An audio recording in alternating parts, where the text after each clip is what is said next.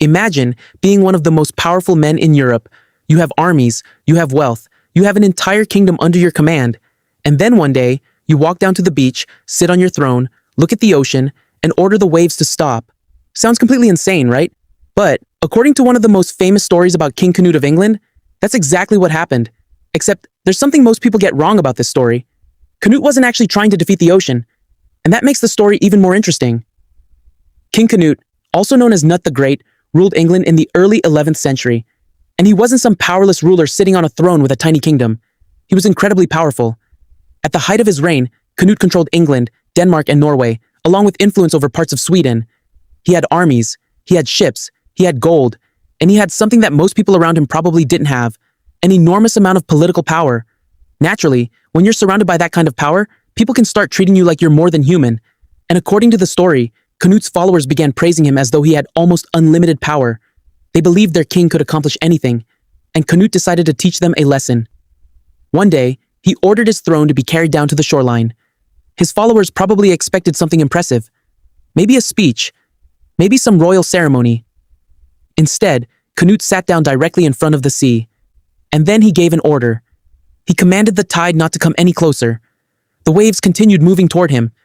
Canute repeated the command, but the ocean didn't care. The tide kept rising. Eventually, the water reached his feet. His clothes became soaked, and the waves continued doing exactly what waves do.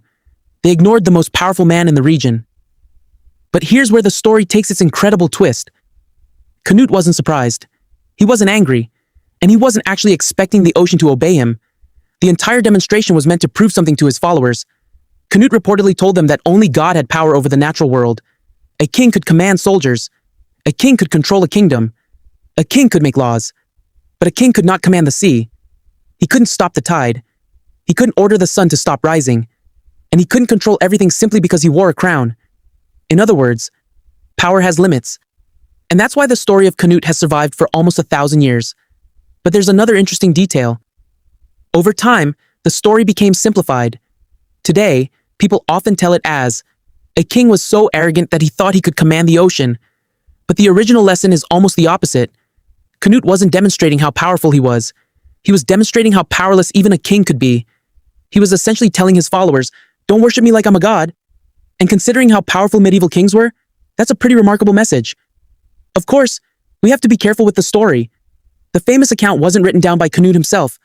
The best-known version comes from a later medieval source, written after Canute's reign. So historians can't prove that every detail happened exactly as the story describes. Maybe Canute really did sit beside the sea. Maybe the event happened differently. Or perhaps the story was later shaped into a powerful lesson about humility.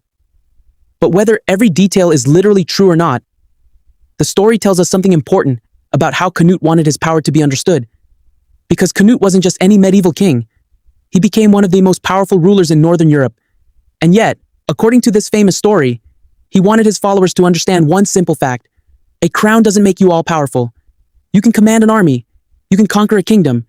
You can become one of the most powerful people alive. But eventually, you'll still run into something you cannot control. For Canute, that something was the ocean. And perhaps that's why, nearly 1,000 years later, we're still telling the story of the king who tried to command the waves.